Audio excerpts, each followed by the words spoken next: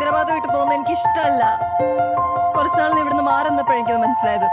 നീ എന്ന് ചോദിച്ചില്ലേ നിന്നെ ടേക്ക് കെയർ ചെയ്യുന്ന ഞാൻ എൻജോയ് ചെയ്തിട്ടില്ലെന്ന്? ഞാൻ ശരിക്കും എൻജോയ് ചെയ്തിട്ടുണ്ട് സച്ചിൻ. I love you.